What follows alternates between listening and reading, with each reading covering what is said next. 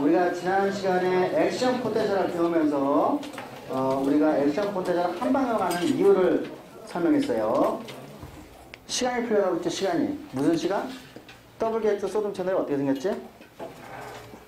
이렇게 닫혀있는 상태였지. 이게 원래 상태죠.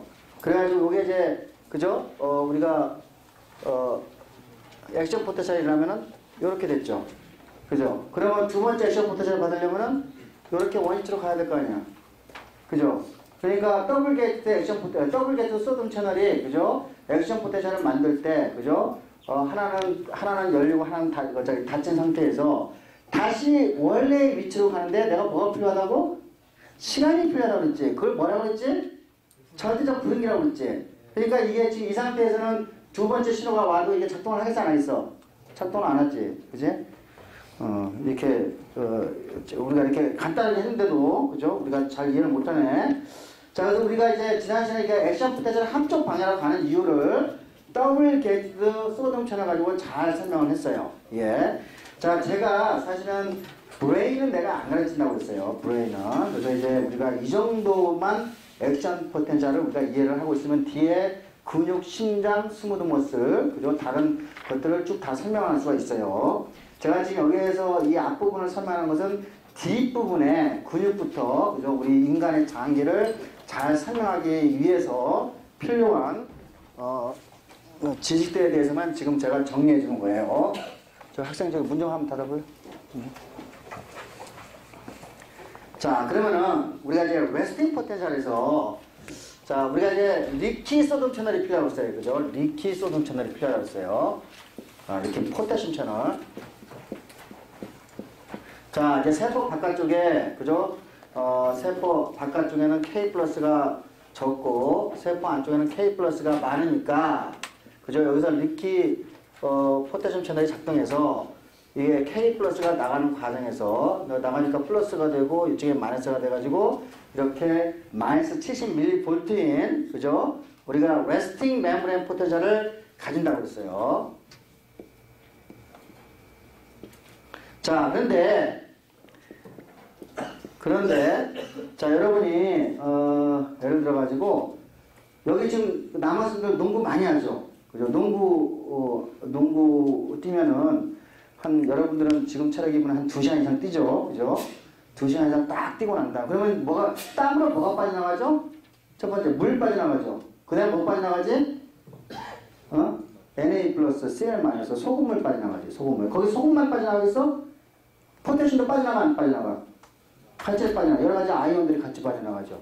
그렇죠? 자, 그래서 이제 2시간 동안 있잖아요. 2시간 동안 이제 운동을 쫙 했어. 그죠? 그러면 이제 땀이 이제 쫙 나면서, 예를 들면 여러분 그 땀이 여기에 이제 이마에 딱 나가지고 마르면 여기 소금 나오잖아요. 그죠? 소금. 그죠? 남자들이 한 번씩 다 경험했을 거예요. 그죠? 자, 그러면 이제 소금이 빠져나갔어. 물과 함께. 그 다음에 여러분들이 이제, 돈이 없어. 그지? 돈이 없으면은 목이 마를 거 아니야. 그럼 뭘 먹어야지? 수돗물을 먹어야지. 그지? 수돗물을 먹어. 그러니까 내기는 이제, 물을 이제 사서 먹을 거예요. 이제 물. 그죠? 자, 운동을 하고 난 다음에 땀으로 여러 가지 아이온들이, 그죠? 아이온들이 빠져나가게 돼요. 그죠? 그러니까 아이온들의 운동을 하게 되면은 우리 몸속에서 아이온들의, 그죠? 농도가 떨어져요. 떨어져요. 자, 그러면은 여기서도 예를 들면은 K 플러스, 포테슘의 농도도 떨어지겠죠? 그죠? 포테슘의 농도도 떨어질 거예요. 여러분이 뭐를 먹었을 때? 물을 마셨을 때, 물을 마셨을 때, 수돗물이에요. 물을 마셨을 때, 이같이, 그죠? 포테슘 농도가 떨어져요. 자, 그러면은, 이 포테슘 농도가 떨어지면 이제 어떤 현상이 있는지를 한번 보자 이거예요. 여기서 레스팅 포텐셜에서. 자, 원래는, 우리가 이제, K 플러스가 이렇게 있고, 이 안쪽에 이제 K 플러스 농도는 똑같을 거야. 그죠? 똑같을 거야. 그러면은, 원래는 이런 식으로, 그죠? 이렇게 세 개가 빠져나간다 그러죠. 이렇게.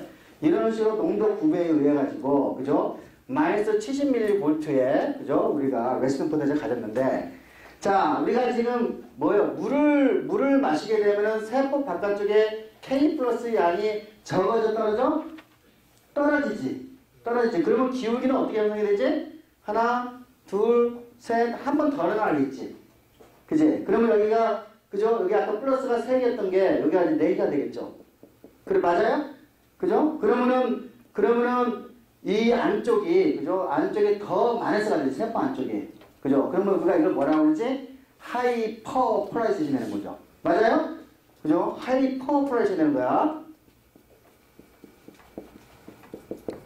자, 우리가 이와 같이 운동을 하는 물을 마셨을 때, 자, 우리 혈액 속에, 그죠? 포타슘의 농도가 떨어지는 현상을 하이포캘레미아라고 표현을 하죠. 그죠? 하이포라는 건 작다는 얘기고, 이거 칼라미아는 칼슘이라는 거죠. 캘륨이라는 뜻이니까. 자, 하이포캘레미아 현상이 있으면 이와 같이 그레이던트가 더 많이 생기기 때문에 포타슘이 더 많이 나가게 되고, 그래서 이와 같이, 그죠? 하이포폴라리제이션이 생긴다는 것을 여러분이 금방 눈치를 챌 수가 있겠죠. 맞아요? 그러면 어떻게 되죠? 하이포폴라리제이션이 일어나면은, 그죠? 하이포캘레미아 일어나면은, 자, 원래 마이너스 70mV였던 놈이, 그죠? 레스팅 포텐셜이 어떻게 되죠?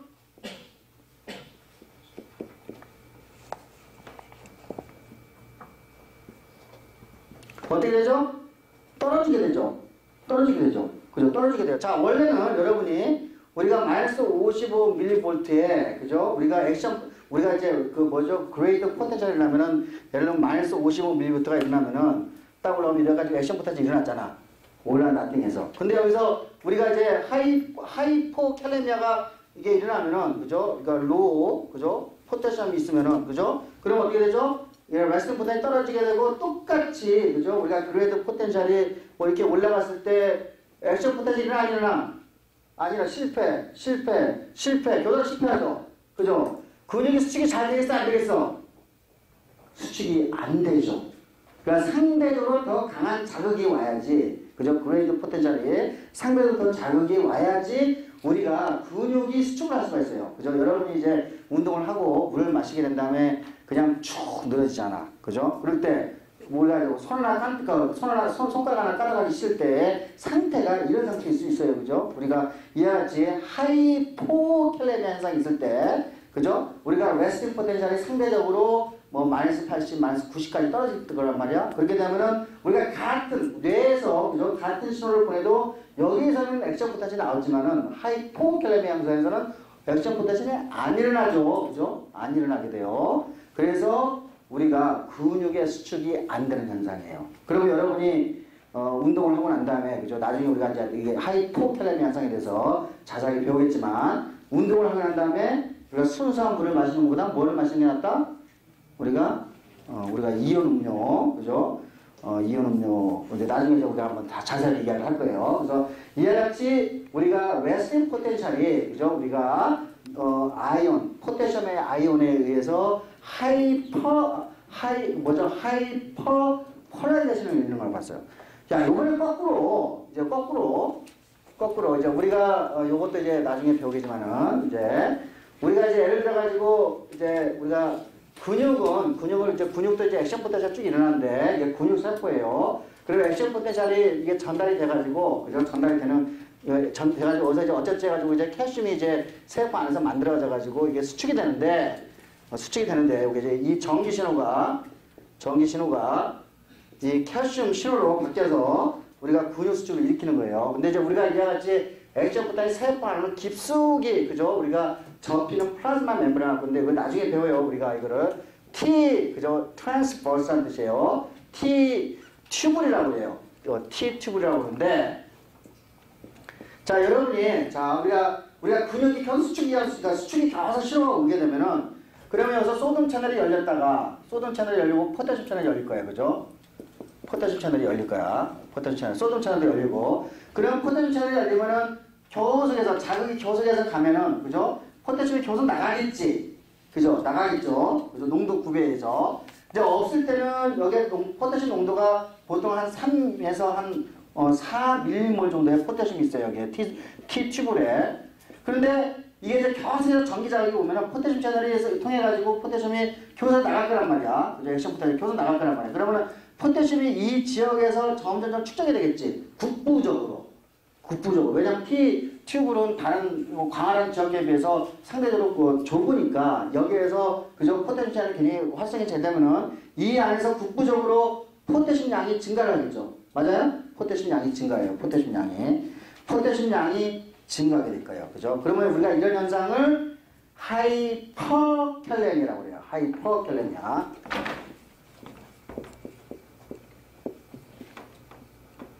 자, 우리가 이제 하이퍼캘레미아 현상이 되면 어떻게 되냐.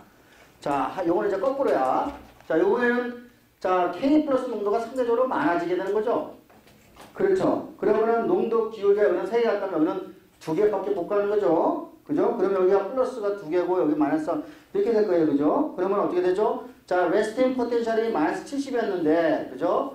상대적으로 마이너스 차지가 없으니까 위로 레스팅 포텐셜이 올라가지. 그죠? 그러니까 뭐 예를 들어 마이너스 60, 그죠? 이렇게 올라간다고 가정을 해봐요. 그러면 원래는 아주 약한 자극에서는 이게 우리가 액션 포텐셜이 아는데 아주 약한 자극에서도 뭐가 액션 포텐셜이 나죠. 그죠? 아주 사소한 자극에서도 액션 포텐셜이 일어나게 되고, 그러니까 근육이 게다가 이제 또 어떤 현상이 되냐면 요거는 이제 봐요.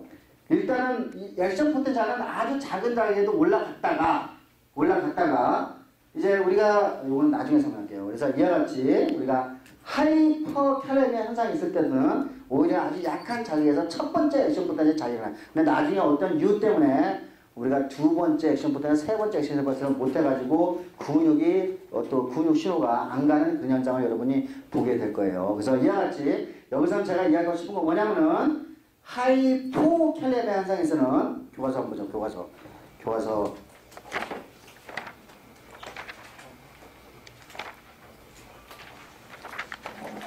교과서 그림 8-19 그죠? 8-19를 보세요.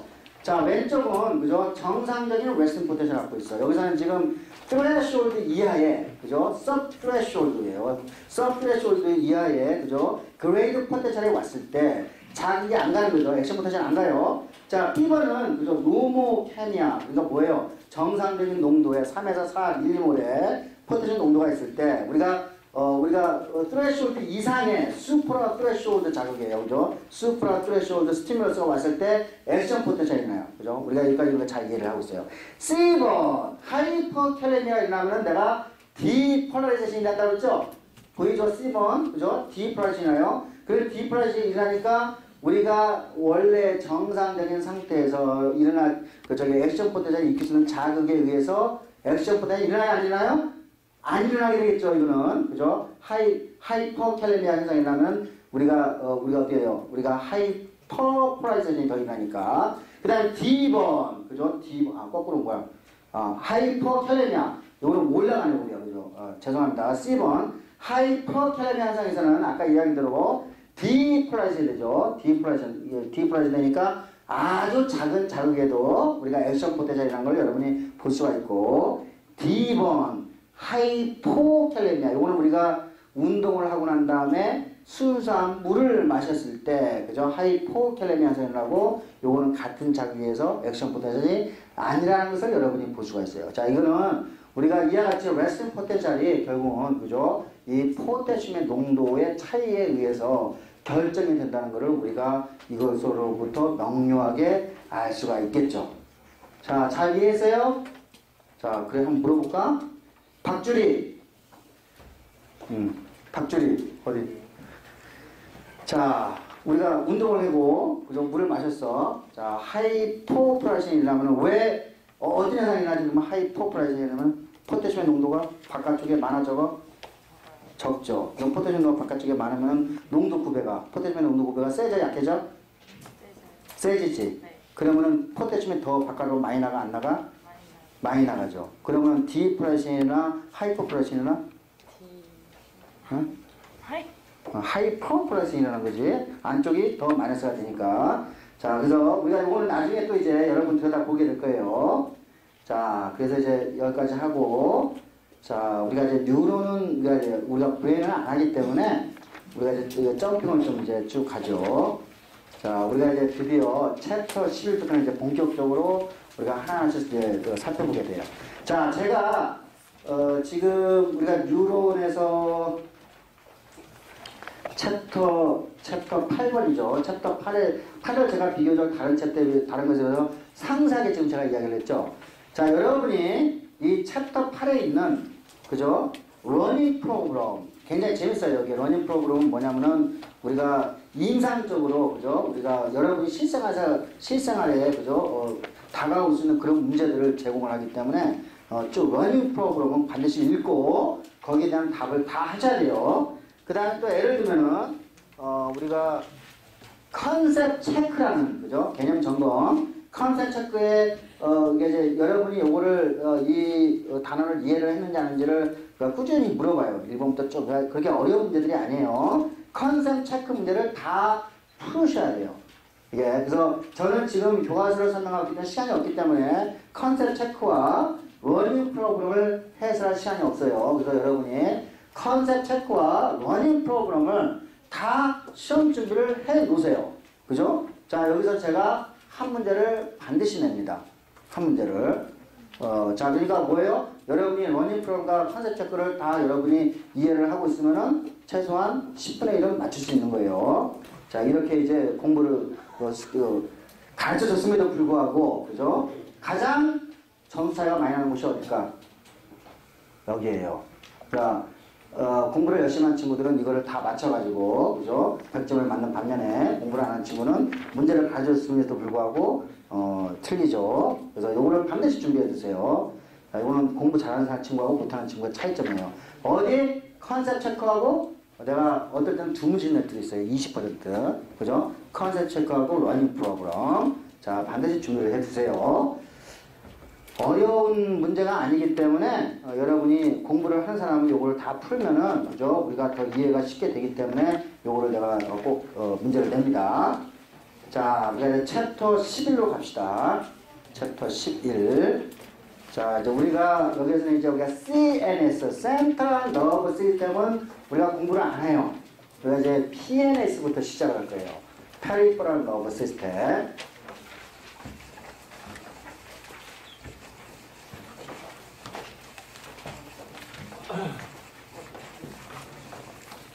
자, 여러분이 우리 영어 단어 중에 그죠? 센트럴과 페리퍼럴은 서로 반대말이죠.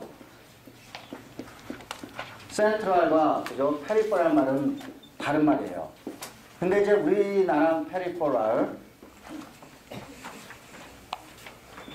이제 예를 들면은 그죠? 자, 우리가 예를 들면은 내가 어떤 사람이 면역계에 관심이 있다. 이 사람의 머릿속에는 센트럴이 뭐지? 면역세포죠. 그죠? 면역세포죠. 그러면 이 사람의 리버는 뭐야? 센트럴이 아니야. 나머지는 페리퍼럴이 될 거예요. 그죠? 페리퍼럴. 맞아요? 여기서 페리퍼럴이라는 거는 뭐냐면 주변이라는 뜻이야. 중앙에, 근데 여러 개 관점에 따라 다 다를 수 있어요. 그죠? 면역세포를 공부하면 면역세포가 센트럴이 되는 거고 나머지는 주변이 되는 거야. 그죠? 자, 우리가 신경을 공부하는 사람들은, 그죠? 우리가 뇌가 센트럴이 되는 거야. 뇌가. 그리고 뇌를 자유한, 정확하게 뇌하고 척추, 그죠? 척수까지 포함한 거야. 나머지 지역에 있는 너버스 시스템은 뭐라고 부르면 될까? 페리퍼럴이에요. 그죠? 여기서 페리퍼럴은 말처럼, 우리가 말처럼 것은 말단 부분에 있다는 뜻이 아니야. 그죠? 중앙에, 주변에 있다는 것을 우리가 페리퍼럴이야. 그러니까 말초 신경은 번역이 잘못된 거야. 그죠? 그러니까 주변 신경계가 더 정확한 표현이에요. 그러니까 이와 같이, 그죠? 우리가 센트럴 너버 시스템은 이와 같이 뇌와 그 척추를 잃고 나머지 여기서 뇌에서도 이렇게 이제 뭐 이렇게 신경이 이제 올 거란 말이야. 그죠? 자, 예를 들면은 우리가 이제 뇌를 제외한 나머지 시스템을 우리가 페리퍼럴 너버 시스템을 했어요. 우리가 정의를 그렇게 하는 거예요. 자, 그러면 우리가 뇌에서 우리가 근육까지 오는 자, 명령을 때리게 되면은 요거 이제 척추를 통해서 어디까지 여기 이제 요렇게 우리가 지난번에 배웠지만 이렇게 이제 왔다 이거야. 그러면은 여기 근육이야. 그러면은 자, 이 근육 자, 우리가 이제 뇌를 제외하고 그죠? 우리가 이 뉴런은 센트럴이야, 페리퍼럴이야. 페리퍼럴이죠. 그죠? 페리퍼럴이에요. 근데 지금 애는 뇌에서 직접 근육으로 가게 하고 있죠. 그죠? 우리가 이러한 뉴런을 우리가 뭐라고 그랬지? 운동 뉴런이라고 했죠. 그죠? 모터 뉴런. 그죠? 자, 모터 뉴런인데 몸으로 가는 거야. 그죠? 그러니까 소매틱 모터 뉴런이라고 정의를 할 수가 있어요. 그죠? 이게 이제 우리가 페리퍼럴 너버 시스템의 지금 첫 번째 정의예요. 그죠? 그러니까 소매틱 이거 굉장히 여러분이 스켈레톤으로서는 우리 장기 무게의 40%를 차지하거든요. 우리 몸에서 가장 큰 장기예요. 그죠? 그러니까 이 가장 큰 장기를 연결시키는 뉴런이 뭐라고? 소매틱 모터 뉴런이에요. 그죠? 자, 그 다음에 이제 제가 두 번째 시간이었나? 우리가 이제 깡패를 만났을 때 일어나는 반응, 파이트와 플라이트 레스폰스. 그 다음에 여러분이 지금 쉽게 이제 앉아가지고 쉬고 있을 때, 그죠? 자, 쉬고 있을 때, 그죠? 여러분의 신경계는 좀 소화를 잘하고 잘 시키도록 명령을 때릴 거예요. 그죠? 자, 이와 같이, 그죠? 또한, CNS에서 뻗어나와가지고, 특정한 장기, 그죠? 자, 이것도 이제 뭐 특정한 장기가, 이제 예를 들면 이제 뭐 특정한 여기서 뭐가 나와가지고, 이제 근육 말고, 근육 이외에, 그죠? 예를 들면 심장이나, 그죠? 허파라든지, 그죠? 뭐 위라든지, 뭐 소장이라든지, 그죠? 이쪽으로 신경계가 직접 닿아가지고 얘네들 타겟 오간을, 그죠? 타겟 오간의 우리가 활동을 우리가 방해하거나 혹은 억제시키거나 혹은 활성화시킬 수가 있어요, 그죠? 자, 이러한 뉴런들을 오토노머스 자율신경계라고 해요. 오토노머스 뉴런이라고 그래요. 오토노머스, 그죠? 뉴런. 오토노머스 맞죠? 우리가 오토노머스 뉴런이라고 해요. 자, 그래서 이와 같이 우리가 크게 이와 같이 우리가 페리퍼럴 너버 시스템은 두 가지로 우리가 나눌 수가 있는 거예요. 소매틱 모터 뉴런과 오토노머스 뉴런으로 이렇게 나눠지게 되는 거예요. 자, 오토노머스 뉴런은 또 이제 우리가 파이트와 플라이트 레스폰스에 의하면은 자, 우리가 어떤 위급한 상황에 빠지게 되면은 뭐 어때요? 눈, 코, 입 그냥 반응이 쭉 다 일어나잖아요. 그죠? 자, 우리가 이와 같이 그죠? 우리가 위급한 상황에서 일어나는 반응을 심파테틱 뉴런이라고 하고 심파테틱 뉴런.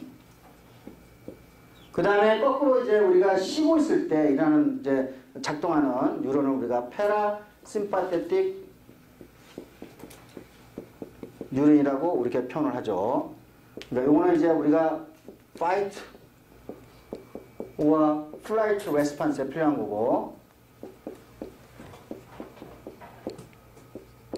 요거는 rest and digestion state, 그죠? response에 이제 필요한 거예요, 그죠? 자, 그러니까 우리가 이와 같이 우리가 두 개로 나눠지는데, 자, 그림 11-2를 보세요. 자, 여러분이 이제 이해를 했을 거예요. 이제 CNS를 제외한다. 우리가 센트럴을 제외한 나머지 부분 전부 다 페리퍼럴 한다. 그래서 우리가 어떤 사람이 간을 공부하면 간을 센트럴에 놓고 간 위에 다른 조직을 우리가 뭐라고 부르면 되지? 페리퍼럴 티슈라고 불러요. 그래서 면역자가 논문을 쓴 거면은 페리퍼럴 티슈 하면은 막 뭐 CNS도 뭐죠? 우리가 뉴런셀이 페리퍼럴 티슈가 되는 거야. 그래서 면역세포가 센트럴이 되니까. 그래서 이와 같이 우리가 상대적인 그죠? 개념이라는 거지. 자, 그림 11-1을 보면은 자, 이와 같이 PNS는 그죠? 우리가 모터 뉴런과 그죠? 우리가 오토노머스 뉴런을 보는데 이 오토노머스 뉴런은 그죠? 우리가 두 가지 패라심파틱 뉴런과 심파틱 뉴런의 밸런스에 의해서 여러분이 지금 여러분의 행동이 지배된다고 생각하시면 돼요.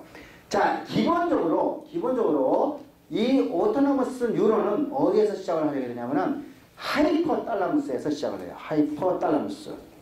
뇌의 하이포탈라무스에서 시작을 해요.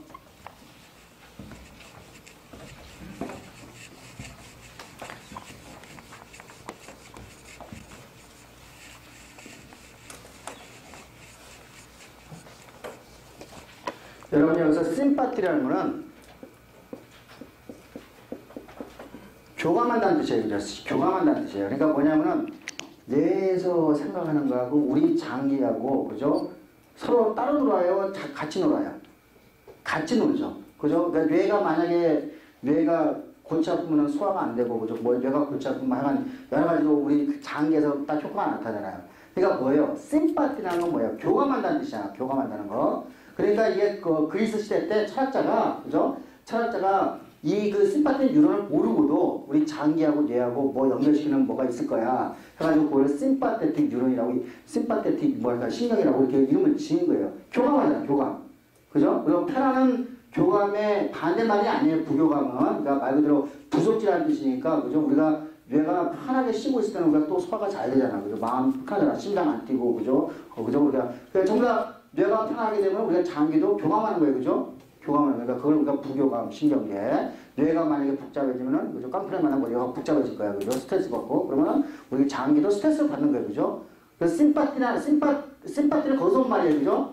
그죠? 그러니까 여러분이 이런 단어들을 하지 않으면은 그죠? 우리가 쉽게 생략을 접근할 수가 있는 거예요, 그죠? 심파티는 그러니까 이거 고대 그리스 철학자가 이걸 알았다니까 해석도 안 해보고 대단한 철학자예요, 그죠? 자, 그래서 그러니까 심파테틱, 파라심파테틱은 거기에서 왔다. 교감이라는 단어에서 왔다. 그래서 심파테틱 유로는 지금 시작은 어디서 해야 되지? 우리 어디에서? 뇌에서 하는 거야, 뇌에서. 그죠? 자, 예를 들면은, 그죠? 제가 어떤 사람한테 거짓말을 한다. 그죠? 뭐, 예를 들어 거짓말을 한다. 그러면은 제 이제 피부가 막 빨개지겠지. 아, 나는 안 빨개지나?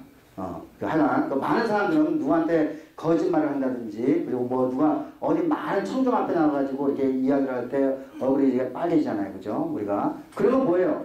우리 감정이, 그죠? 감정이, 그죠? 작용을 해가지고 얼굴을 빨갛게 해주고, 그러니까 혈관, 얼굴, 피부가 혈관을 확장시킨 거야, 그게 교감신경계에서 작동되겠죠? 그죠? 그러니까 감정이나 우리가 화가 나거나 슬프거나 그런 것들이 전부 다 우리 몸에서 반응이 다 일어나는 거 아니에요.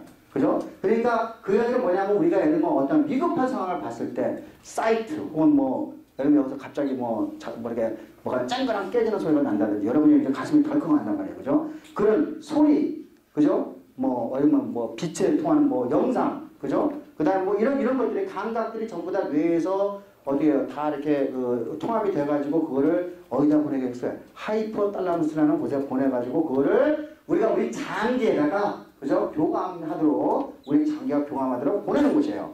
자, 그림 12-3을 보세요. 자, 여기 보면은 탈라무스라는 곳이 있는데 탈라무스라는 것은 뭐냐면 체인버라는 뜻이에요. 체인버. 탈라무스라는 것은 요건 이제 체인버라는 뜻이야. 그러니까 뭐예요? 방이라는 뜻이야. 방. 근데 여기 보니까 대뇌가 있고 선뇌가 있는데 그 앞에 중앙에 이렇게 뭐 이렇게 있고 이렇게 공간이 하나 이렇게 비어있죠. 그죠? 우리가 그 공간을 뭐라고, 중앙에 있는 공간을 우리가 뭐라고 부른다? 탈라무스라고 해요. 그죠? 탈라무스. 그게 뭐냐면 체인버, 방이니까. 그죠? 그러니까 이거는 해학적인 용어예요. 뭐 탈라무스라서 뭐 이상한 데서 온 거 아니에요. 가장 간단해서 온 거야. 방이야. 그죠? 자, 근데 그 방의 밑바닥에, 그죠? 방에, 그죠? 방의 아래쪽, 그죠? 방의 아래쪽은 아래니까, 그죠? 방의 아래쪽에 있는 공간을 우리가 하이포탈라무스라고 그러죠. 됐어요? 보여요? 하이포탈라무스. 보여요? 다요? 그 다음에 하이포탈라무스는 나중에 피투트리 글란드하고 연결해가지고 우리가 호르몬을 만들어내는데 굉장히 중요한 역할을 하겠죠. 하이포탈라무스, 피투트리 글란드는 서로 연결해가지고. 근데 여기서는 지금 우리가 그러니까 fight or response, fight or flight response를 배우기 때문에 하이포탈라무스만 이야기를 합시다. 그러니까 시상하부라는 뜻이에요. 자, 여기 보면은 자, 우리가 시상하부에서 보통 우리가 뭐를 컨트롤하냐면은 그죠? 우리가 예를 들면은 내가 지금 소금을 많이 먹었다. 소금을 많이 먹었다. 그러면 우리 지금 몸에서 지금 소금이 많잖아. 그럼 뭐가 필요하죠? 물이 필요하죠. 그러니까 갈증을 일으키게 하는 곳이에요. 갈증. 그러니까 뭐냐면은 여기에서는 그죠? 우리가 예를 들면은 오스모 리셉터가 있어요. 하이포탈라무스는 오스모 리셉터. 그죠? 오스모 리셉터. 이게 뭐예요? 우리 몸의 소금량, 그죠? 아이온의 양을 측정을 해가지고 우리가 아이온의 양이 낮으면은 우리가 어떻게 돼요? 물을 배출하게 하고 아이온의 양이 우리가 많으면 갈증을 유발시켜서 물을 마시게 한다든지. 자, 우리가 하이포탈라무스에서 이런 일을 하는 거예요. 자, 이런 것들이 전부 다 나중에 그죠? 심파틱 뉴런, 파라심파틱 뉴런을 통해 가지고 장기로 가게 하는 거예요. 또 이제 뭐가 있겠나? 뭐 예를 들면 날씨가 추워진다. 날씨가 추워지면 여러분이 떨잖아. 그죠? 그러니까 온도를 올리기 위해서 근육을 떨게 시킬 거예요. 그러니까 이거는 뭐가 있을까? 우리가 이제 아마도 그죠? 템퍼러처, 바디 템퍼러처를 있는 그러니까 뭐 템퍼러처 그죠? 바디 템퍼러처를 조정할 수 있는 이제 그런 장소예요. 기본적으로 이런 장소예요. 그 다음에 하이포탈라무스 아래쪽에 우리가 그거를 브레인스템이라고 하는데 하이포탈라무스 바로 아래쪽에 연결이 되어 있어요. 브레인스템이라고 해요. 브레인스템. 우리나라 말하면 그냥 뇌 줄기예요. 그죠? 대뇌 손의 밑에 그죠? 줄기처럼 생겼어요. 그죠? 줄기처럼 나무 가지처럼 생겼다는 얘기야. 브레인스템인데 요거를 두 개로 나눠요. 폰스하고 그죠? 폰스 앤 메둘라 메둘라로 나눠져요. 이렇게. 메둘라로. 자, 그래서 이제 이와 같이 그죠? 하이포탈라무스하고 이 브레인스템 두 개에서 우리가 심파틴 뉴런과 페라심파틴 뉴런이 갈라지는 곳이에요. 자, 그림 11-3을 봅시다. 자, 아까 하이포탈라무스를 보니까 템퍼러처를 컨트롤하고 와터 밸런스 다 보이죠? 그 다음에 eating behavior. 그죠? 여러분이 이 부분이 문제가 되면 뚱뚱해지는 거예요. 그죠? 뚱뚱해지는 거예요.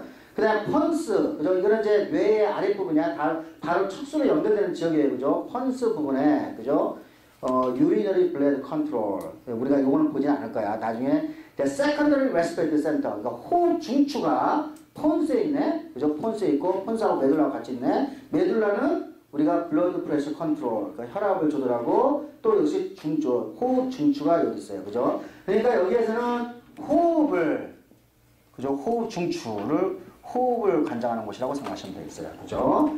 그래서 이제 이와 같이 이런 것들이 이제 우리가 심파틱 뉴런과 페라심파틱이 연결이 돼가지고 자, 우리가 뇌에서 느끼는 감정을 그대로 장기에 연결을 시켜주기 때문에 그게 심파티. 그죠?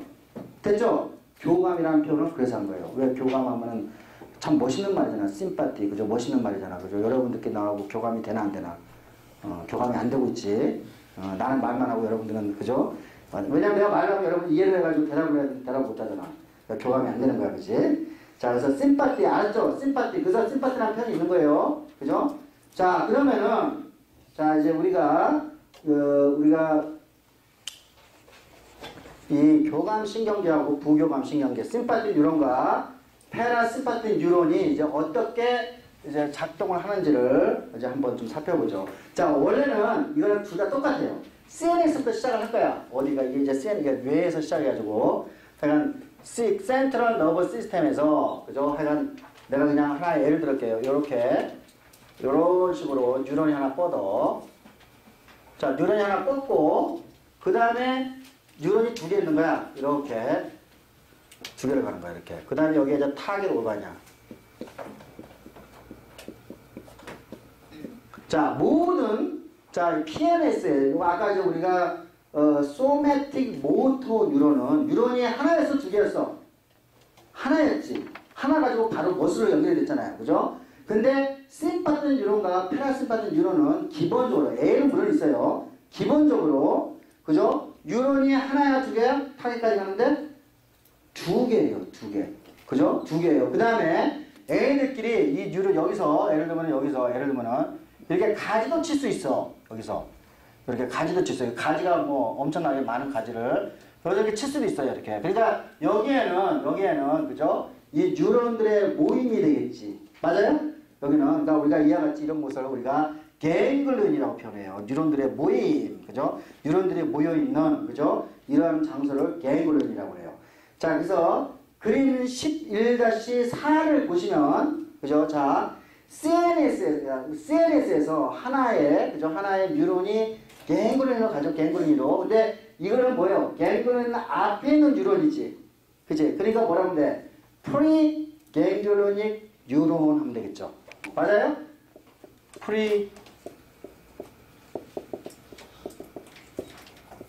우리가 정 이렇게 하는 거야. 갱글리언은 우리가 세포들의 모임. 무슨 세포? 뉴런들의 모임. 그죠? 그 다음에 여기는 뭐야? 요 두 번째 뉴런은 갱글리언 뒤쪽에 있으니까 포스트 갱글리오닉 뉴런. 이렇게 표현하면 되겠죠? 그렇죠? 자, 그 다음에 여러분이 자, 우리가 이제 여기에서는 전기 자극, 물론 여기 전기 자극이 시작하는 것은, 그죠? 그레이드, 포텐셜을 통해서 맨 처음 시작할 수도 있고, 그 다음에 여기서 뭐 도파민이나 세로토닌, 뭐 뉴로 트랜스미터에서 하면 여기서 전기 자극이 갈 거야, 그죠? 전기 자극이 액션 포텐셜, 우리가 뉴런을 안 하겠으면 여기 액션 포텐셜 어떻게 하는지 내가 이야기 안 하겠어요. 자, 액션 포텐셜 가. 그러면 액션 포텐셜 가면은 너브 터미널에, 그죠? 우리가 프리 갱글리언 너브에서 너브 터미널에 뭐가 있지? 여기에 뉴로 트랜스미터가 있겠지. 그죠? 그럼 뉴로 트랜스미터가 여기에 시냅스에 나오게 되고, 그럼 시냅스에 있는 여기에 이제 포스트 갱글리언 뉴런에서 리셉터가 그걸 잡고, 그 리셉터가, 그죠? 또 새롭게, 그죠? 우리가 시그널링을 시작할 거예요. 그죠? 그죠? 그러니까 여기에서 지금 뭐가 나온다? 여기에서 뉴로 트랜스미터가 나와야 돼요. 그죠?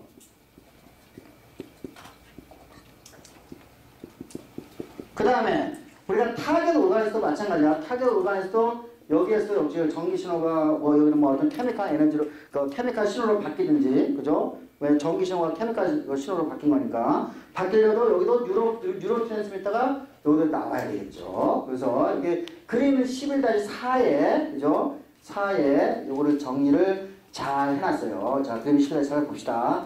CNS에서 뉴런 한 마리가 나왔어. 이게 프리 갱글리닌 뉴런이라고 했어. 그래서 이것이 오토노믹 갱글리온에서 모여있다가 두 번째 뉴런이 우리가 뉴로 트랜스미터가 나와서 그죠? 포스트 갱글리닉 뉴런에다가 액션 포탈을 주게 되고 그래서 우리가 여기에서 또 뉴로 트랜스미터가 나와서 타겟 티슈가 활성화되는 과정을 여러분이 보게 되는 거예요. 이해죠?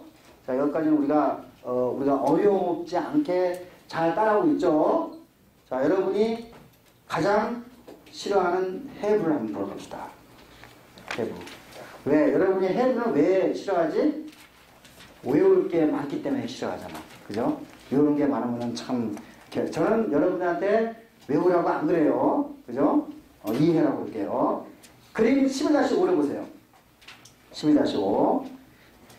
자, 여기에서, 그죠? CNS에서 척추까지, 척추죠. 척추에 지금 척수, 스파이널 코드가 쭉 뻗어 있어요. 그죠? 그러면은, 우리가 척수에 뭐 넘버가 있어요. 저도 요거는 전공자가 아니기 때문에 잘 몰라요. C1, C2, C3, 다 보여요? 그 다음 T1, T2 다 보이죠? L1, L2, S1, L 다 보이죠? 다 보여요. 그죠? 자, 그러면 CNS에서 뉴런이 가가지고 이제 척수까지 쭉 뻗어나가. 그러면 여기에서 이제 PNS가 시작이 되는데, 그죠? 여기에 빨간색으로 칠해져 있는 빨간색의 선은 뭘까? 심파테틱 뉴런이에요. 그죠? 자, 빨간색에서는 내가 심파테틱 뉴런은 어떤 레스폰스? 파이트와 플라이트 레스폰스에 필요한 거예요. 빨간색. 근데 빨간색의 선은 되게 척추에 그죠? 어디 부분? 토렉스. 그죠? 여기에. 맞아요? 다 보여요? 그죠? 자, 여기 보면은 이제 그 척추의 토렉스 부분에서 빨간색이 시작이 되는데 T1부터 맞아요? T1부터 허리 부분까지 그죠? 이 L2까지 그죠? 거기에서 쭉 가지가 쭉 치는 거 보이죠? 그 다음에 그 옆에 갱글리온들은 그죠? 척추 바로 옆에 나란히 한 쌍이 통과를 하고 있어요. 알고 있죠? 그러니까 여기에서 다시 말해서 프리 갱글리온 뉴런은 길이가 짧고 길어. 짧죠? 맞아요. 짧죠? 그죠? 그 다음에 이제 척추 밑에 나란히 따라오는 갱글리온들이 거기서부터 두 번째 뉴런, 즉 포스트 갱글리온 뉴런이 시작이 되죠. 맞아요? 시작이 되죠. 그래서 이것이 자, 눈, 그죠? 침샘, 심장, 허파, 간, 위, 창자, 그죠? 그 다음에 여기 항문, 그죠? 이자, 췌장이라고 하나? 뭐 이자, 그죠? 그 다음에 방광이 아니라 키드니, 그죠? 콩팥, 방광, 그 다음에 생식기, 그죠? 이렇게 간을 다 보이죠? 그죠? 자, 얘네들은 전부 다 빨간색이 다 연결돼 있어요, 그죠? 빨간색이. 그러니까 여러분이 파이트와 플라이트 레스폰스가 일어나면은, 그죠? 이와 같이 심파텍 뉴런이 빨간색, 어디서부터? 토레스 부분에서 우리가 요추, 그죠? 우리가 허리에 있는 것까지, 거기까지 있는 척수로부터, 그죠? 우리가 뭐예요? 우리가 프리 갱글리온 뉴런이 시작이 되고, 그래서 이런 것들이 결국은 머리 끝에서 발끝까지, 우리가 상식까지 쭉 연결되는 거 보여요. 보였어요? 그죠?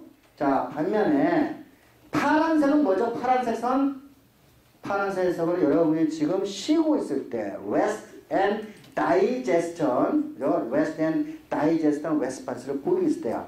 그죠? 쉬고 있을 때, 뇌가 쉬고 있을 때야, 지금. 파란색. 근데, 파란색은 어디서 제일 많아, 지금 일단은? 펀스하고 메듈라에서 시작하지. 맞아요? 펀스에서 메듈라에서 시작하는 거야. 그 다음에 쭉 척수에서 시작할 때가 제일 척수 꼬리 부분 있잖아. 꼬리 부분.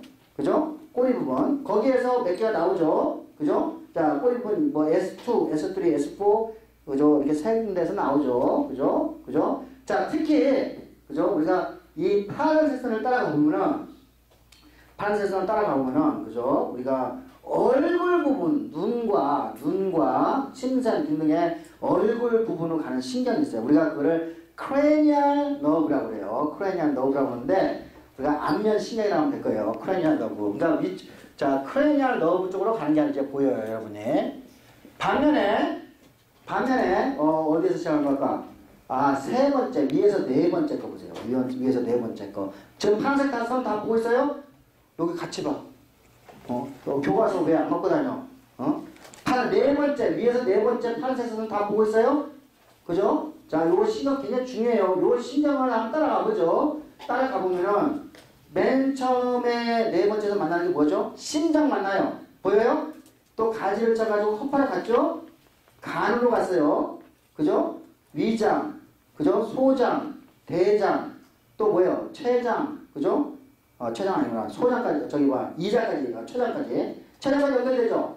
여러분이 이 신경은, 그죠? 복잡하게 보여요? 안 보여요? 복잡하게 보이죠? 자, 그림 11-6을 보세요. 자, 우리가 여기에서 아까, 그러니까 이제 메둘라에서, 그죠? 메둘라에서 제일 아랫부분에서 이제 나오는데, 자, 여기 메둘라에서 제일 아래 나와가지고, 저 노란색의 신경을 여러분이 쭉쭉 내려가고 있죠? 내려가고 있죠? 근데 여러분이 딱 봐도 머리가 아프지? 그지? 그지? 머리가 아프지? 그지? 자, 이와 같이 머리가 아픈 신경이잖아. 왜냐면 이게 막 여러분들은 막 꼬여있고 막 그냥, 그죠? 어디로 가는지 미로처럼 간단 말이야. 그죠? 자, 그래서 우리가 이러한 신경을 어지럽게 달리는 신경, 미주 신경이라고요. 베가스 너브라고 해요. 베가스 너브.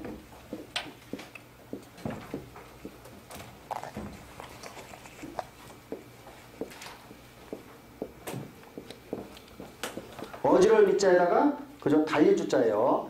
미주 신경이라고 그래요. 요거는 이제 안면 신경, 그죠? 그죠? 자, 그러니까 베가스는 어지럽게 달린다는 뜻이에요. 이게 베가스는. 그래서 베가스 얼굴을 통해서 아까 위에서 그죠? 네 번째, 그죠? 제일 마지막에, 그죠? 브레인스토밍에서 나오는 이 너브가 우리 장기, 비서럴 너브가, 그죠? 장기로 가는데 이와 같이 여러 곳을 공유를 하기 때문에 우리가 이 신경을 베가스 너브라고 해요. 그죠? 우리가 이게 뭐예요? 하나의 신경, 우리가 네 번째 신경을 딱 끊어버리면은, 어떻게 돼요? 네 번째 신경을 딱 끊어버리면은, 뭐, 심장, 허파, 간, 그죠? 이런 것들이 동시에 반응을 할 거예요. 그죠? 동시에 뭐, 정답 들어서 뭐 하는, 뭐, 문제가 되겠죠. 그죠? 자, 그래서, 우리가 이제 신경, 그죠? 우리가, 오토노머스 너브 시스템이 이와 같이, 심파틱 너브와, 페라시mpatic 너브로 이제 구성이 되는데, 빨간색과 파란색으로 나눠져 있어요. 자, 그러면은, 자, 다시 그림 11-5를 보세요. 자, 왼쪽으로 우리가 이제 해부학적으로 이해됐어요. 내가 이거를 외우라고 안 그럴게요. 하지만은 여러분이 기본적으로는, 여러분이 쉽게 이해할 수 있어요. 자, 오른쪽에 테이블을 보세요. 오른쪽에 테이블은 심파틱 뉴런이 있을 때, 그럼 페라시mpatic 뉴런은 거꾸로 생각하면 돼요. 그죠? 우리가 기량적, 그죠? 우리가 기량적으로 생각하면 돼. 자, 심파틱 뉴런만 따라가 봐요. 자, 눈동자 확장되죠? 맞아요? 눈동자. 여기서 내가 지금 알파, 베타, 리셉터 내가 지금 안 따졌어. 그냥 그건 나중에 가기 때문에. 살리버리 글란드. 침이 마르지. 그지? 하트. 어때요? 심장이 수축을 더 잘하겠죠? 심장의 수축률이 빨라지겠죠? 맞아요? 그죠? 그 다음에 arterial and vein, 그죠? 우리가 알파 리셉터가 있으면 수축이 되고 베타 리셉터가 있으면 이완이 되는 거 이미 배웠어요, 그죠? 맞죠?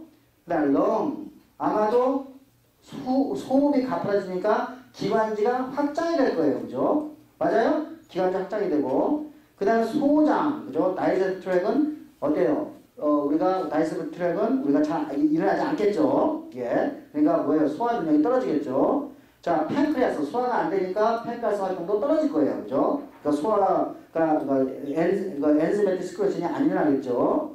그 다음에 팬크리아스, 인슐린 스크레션 당연히 안 되겠죠? 그죠? 왜냐하면 인슐린 스크레션이 되면은 글루코스 양이 떨어지잖아요. 혈당량이. 근데 우리 몸은 혈당을 필요로 한단 말이야. 당을 필요로 한단 말이야. 그 인슐린 스크레션이 떨어지겠지? 아드리날 메둘라, 여기에서 우리가 카테콜아민이라는 에피네프린이라는 거를 방출을 해야 돼요. 에피네프린이라는 거를. 키드니, 그죠? 요거는 이제 오줌을 못 넣게 하니까 뭐 나중에 또 이제 배우게 됩니다. 웨니는 시크레션 하게 되고. 그 다음에 뭐 쭉, 나머지. 메일, 피메일 섹스 올간. 요거는 이제큘레이션은, 그죠? 여기서는 메일, 피메일, 섹스 올간은 파라심파틱과 심파틱, 레스판스 다 필요해요. 그래서 이와 같이 여러분이, 그죠? 이와 같이 기본적으로 파이트와 플라이트 레스판스는 이 테이블을 상식적으로 생각을 하면 다 따라잡을 수가 있는 거예요.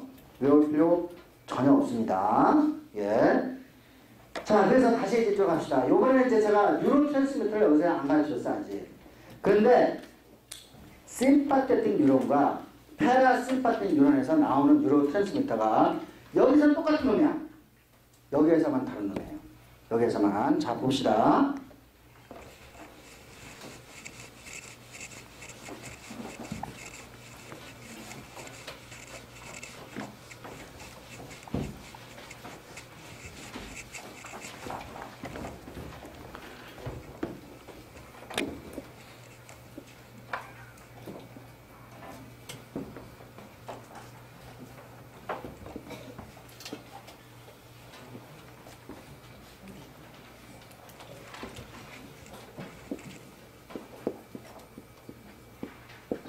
자, 우리가 첫 번째, 우리가 이제 심파테틱 뉴런을 봅시다. 심파테틱 뉴런.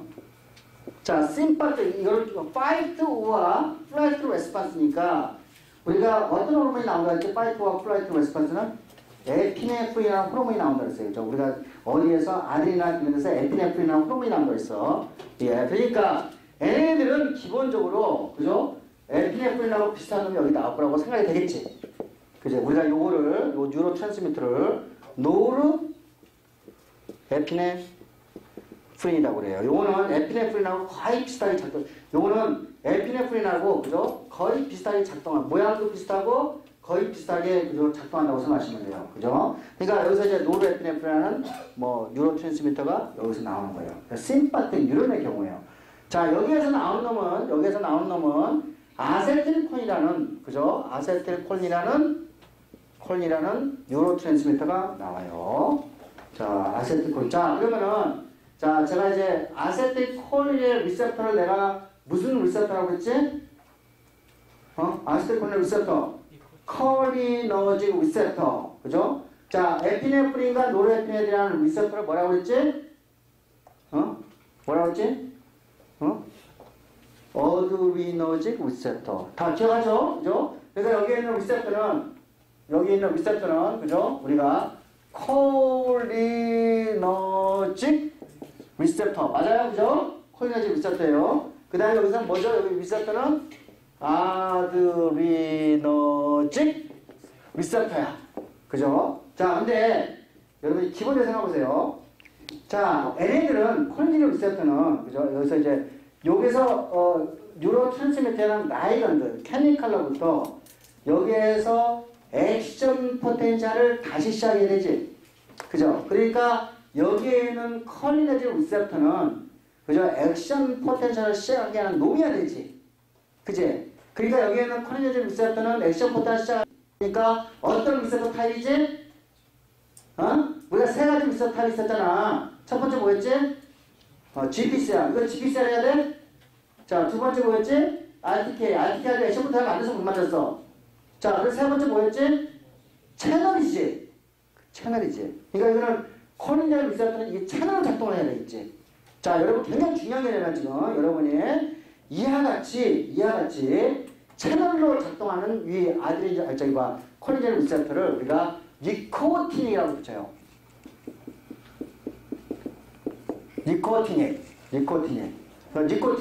니코틴이라는 담배 성분에 니코틴에 의해서 이렇게 작동하게 되면 이게 더 활성화되는 놈이에요. 니코틴에 대해서 친화력을 갖고 있는 리셉터라는 뜻이야. 그러니까 요 니코틴의 콜리너직 리셉터는 뭐라고? 요거는 다시 말해서 요거는 채널. 내가 이제 소듐과 포타슘 채널로 작동을 하는데, 그죠? 소듐이 워낙 잘 통과를 해요. 그래서 이렇게 내가 표현할게요.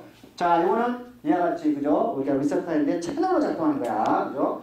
소듐이 안에 들어가서 새로운 액션 포텐셜을 시작하는 놈이야. 그죠? 뉴 액션 포텐셜을 시작하는 놈이야. 자, 그러니까, 자, 여러분, 이거 헷갈릴 필요가 이렇게, 자, 예를 들면, 우리가, CNS에서 소매틱 너브 시스템이 하나 있었잖아. 요거는 어디로 갔지? 타깃이 뭐였지? 타깃이 근육이었지? 그죠? 근육이었어요. 타깃이 근육인데 여기서 나오는 게 뭐라고 했지? 똑같이 아세틸콜린이야, 여기도. 그죠? 여기 아세틸콜린. 여기도 똑같이 아세틸콜린이에요, 그러면 여기에서 근육세포가 이 전기 신호를 칼슘 아이온으로 바꿔야 돼. 그죠? 그러니까 여기에서도 전기 신호가 일어나야지. 그지? 근육세포에서도. 맞아요? 그러면 여기에 있는 리셉터는 채널이야, GPCR이야? GPCR 해야 되지? 아니지. 채널이야지. 액션부터 서로 써야 되니까. 그지? 채널해야 돼. 그럼 여기 있는 거는 니코틴 얘기야, 아니야? 니코틴 얘기해야 돼요. 그죠? 자, 제가 이제 여기서 니코틴에 결합하는 코니젤 리셉터라고 하는 것은 그죠? 이와 같이 우리가 액션 포텐을 새로 시작하게 되기 때문에 우리가 채널로서 작동하는 리셉터라는 거예요. 그죠? 요거 일단 머릿속에 꼭 둬주세요. 니코틴에 그저 친화를 갖고 있는 코니젤 리셉터는 이와 같이 채널로 작동한다. 꼭 기억해 주세요. 꼭. 그죠? 자, 그러면은 자, 우리가 이제 페라심파티에 봅시다. 페라심파티티. 여기 똑같이 아세틸콜린이 나와. 여기는 똑같아. 여기는. 그죠? 그 다음에 여기에서는 뭐가 나올까? 여기서는 아세틸콜린이 나와 또.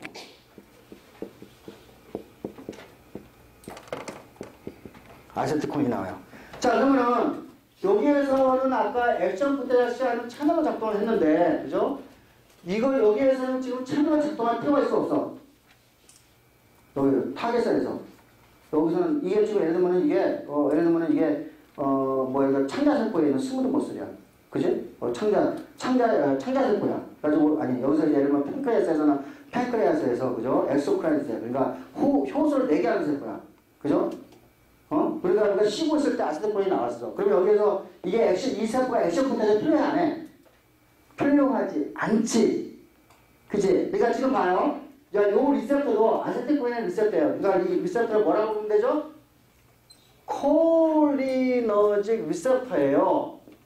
그죠? 콜리너직 리셉터. 근데 여기는 지금 액션 포텐을 시작하는 콜리너직 리셉터였고, 그러니까 니코틴하고 결합해서 여기는 액션 포텐을 시작하게 할 필요 없지. 그지? 그러니까 여기서는 이 리셉터는 요렇게 생겼는데 뭐였지? GPCR이란 말이에요. 그죠? GPCR 리셉터예요. 그죠? 이 GPCR 리셉터는 그러니까 우리가 코니젤 리셉터인데 다 똑같이 코니젤 리셉터라고 해. 아세틸콜린에 대해서 친화를 갖고 있어. 그래서 다 결합해가지고 하는데 코니젤 리셉터는 여러 가지 두 가지가 있는 거예요. 자, 니코틴에 결합을 해가지고 니코틴에 결합할 수 있다는 얘기예요. 니코틴에 결합할 수 있어가지고 그죠? 액션 포텐셜을 만드는 거예요. 채널로서의 리셉터 작동을 우리가 무슨 리셉터라고 한다?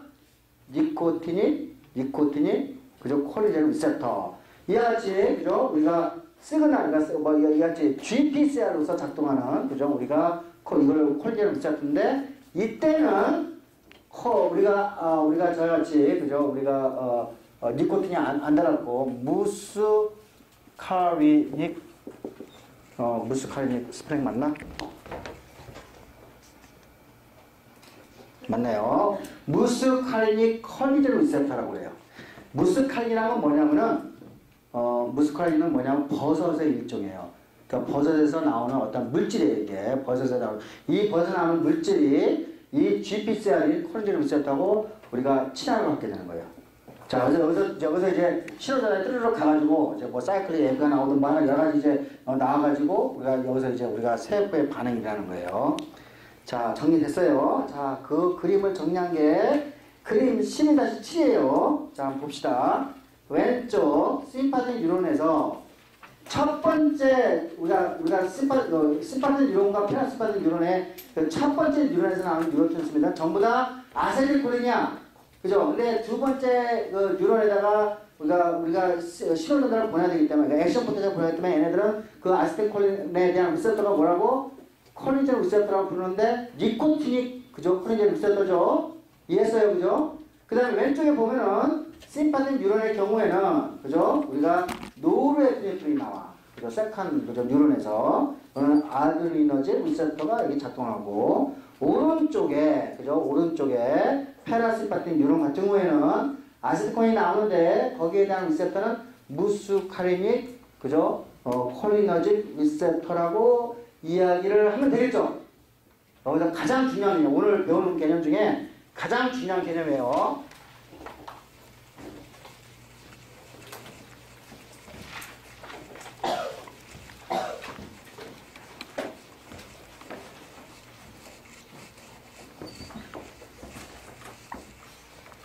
자, 그러니까 다시 한번 정리를 할게요.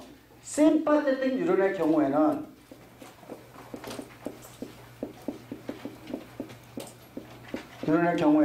그죠? 첫 번째 아세틸콜린이 나오고, 그죠? 그러면 여기 콜린질 리셉터가 있는데 니코티닉 콜린질 리셉터가 있는가? 니코티닉 콜리너직 리셉터가 작동하고, 그 다음에 두 번째 뉴로트랜스미터는 노르에피네프린이에요. 그죠? 노르에피네프린 N이라고 표현합시다. N2. 자, 여기에는 우리가 요거는 아드리너직 리셉터라고 이야기를 했어요. 자, 그 다음에 패라심파틱 뉴런은 똑같이 아세틸콜린이야. 똑같아. 그죠? 근데 여기서 아세틸콜린이 나오죠. 자, 여기에서 작동하는 것은 무스카리닉, 그죠? 콜리너직 리셉터인 거예요. 자, 이거는 G, P, C, R이고, 이거는 채널이에요. 라이건드 게이티드 채널이에요. 그렇죠? 이 두 가지 포인트 잘 기억을 해두세요. 자, 그리고 이제 예를 들면요.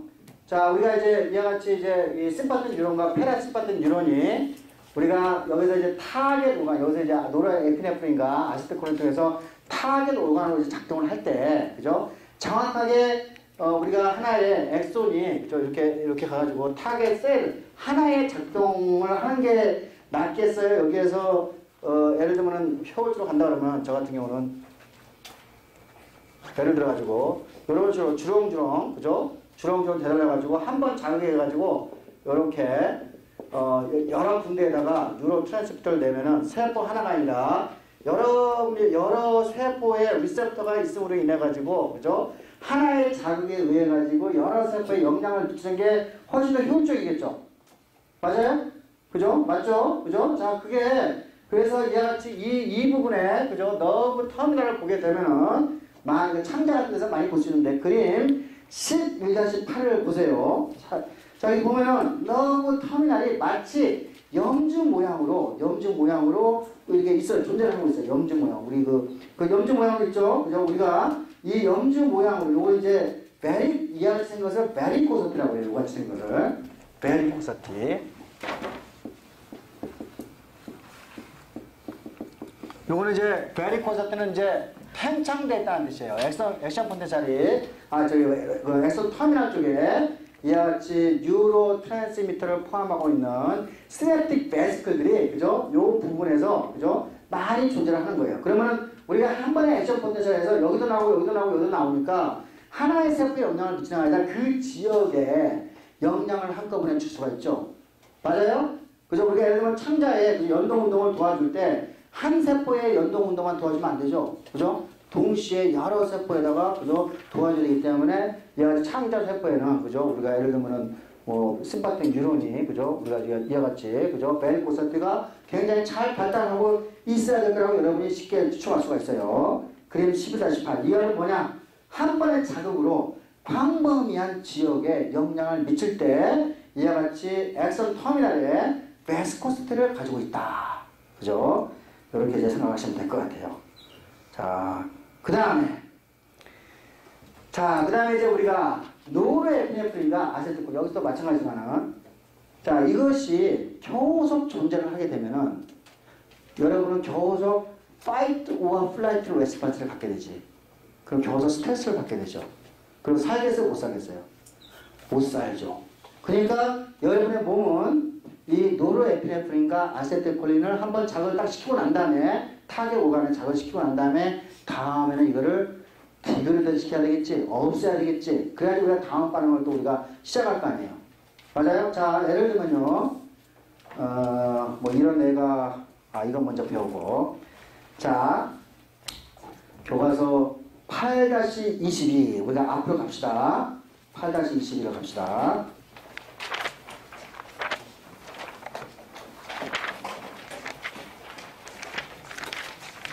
자, 8-21.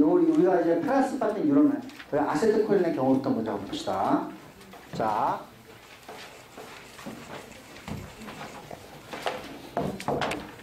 자, 너브 터미널이 왔어. 자, 이 밑에 시냅틱 베스클이 이렇게 있어. 시냅틱 베스클. 여기는 지금 뭘 싣고 있다? 뭘 싣고 있다? 아세틸콜린을 싣고 있다고 가정합시다. 아세틸콜린. 자, 그 다음에 여기가 타겟셀이에요. 이게 타겟셀이에요. 이게 이제 근육이 될 수도 있고, 우리가 이제 모터 뉴런 같은 경우 이게 근육이 될 수도 있고, 우리가 페라스파트 뉴런 같은 경우 여러 이제 우리가 오간들이 될 수가 있어요. 자, 여기서 액션 포텐셜이 온다. 자, 액션 포텐셜이 온다는 이야기는 이게 디폴라리제이션 시그널이 같이 오는 거예요. 디폴라리제이션 시그널. 디폴라리제이션 시그널이 오게 되면은 칼슘 채널이 열려요. 칼슘 채널. 우리가 이미 배웠어. 칼슘 채널. 이게 볼티지 게이티드. 칼슘 채널이 열려요. 그러면 칼슘이 물밑에서 들어가죠. 그죠? 그러면 이 칼슘에 의해서 우리가 몇 번 배웠어요. 요것들이 그죠? 이 시냅틱 베스클과 그죠? 시냅틱 베스클과 우리가 플라즈마의 퓨전이 되죠. 그러면 여기에 뭐가 나오죠? 아세틸콜린 뉴로트랜스미터가 틈어디티 시냅틱 클래프트 그죠? 올감과 그죠? 여기에 이제 사이에 이제 나오게 되죠. 자, 그러면 우리가 여기 이제 이게 근육세포인 경우에는 요게 이제 요게 내가 이제 이렇게 표시한다. 이렇게 채널로 작동할 수도 있고 이게 이제 근육세포인 경우에요. 그죠? 또 이게 만약에 여기 어떤 올간이 나오면 이렇게 가지고 요게 GPCR로도 작동할 수 있어요. 자, 이 아세틸콜린이 교서 여기 존재를 하게 되면은 이 신호가 교서 가기 때문에 그죠? 우리가 교서 스트레스 상태 혹은 그죠? 뭐 우리가 교서 같은 반응이 나면 이렇게 하면 안 된단 말이야. 그러니까 어떻게 되죠? 여기에는 어떤 원형질막이 있으면 원형질막에 딸랑딸랑 붙어있는 이렇게 딸랑딸랑 붙어있는 효소들이 이렇게 존재를 하고 있어요. 이 효소는 아세틸콜린 에스트레이드라는 효소예요.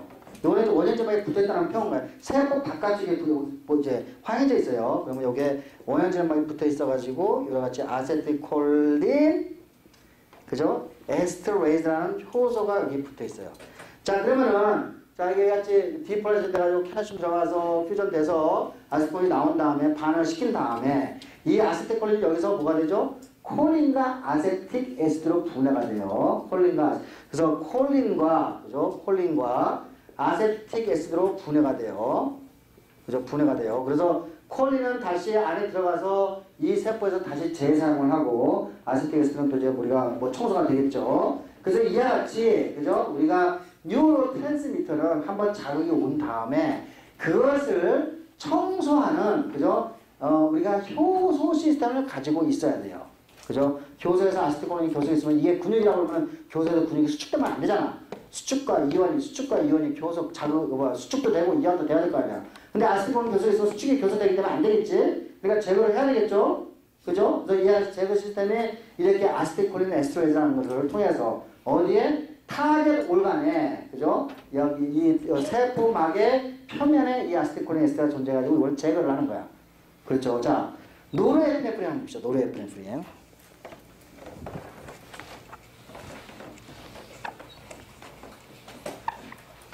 자, 이번에는 아세틸콜린이 아니고 똑같아요. 노르에피네프린이 왔어. 노르에피네프린. 그죠? 자, 그러면은 똑같이 이제 액션포텐셜이 와가지고 칼슘 볼티지 게이트 칼슘 채널에 의해서 칼슘에 의해서 이게 퓨전이 돼. 그러면 이쪽으로 뭐가 나오죠? 노르에피네프린이 잔뜩 나오겠지. 그러면 이게 타겟 올간이야.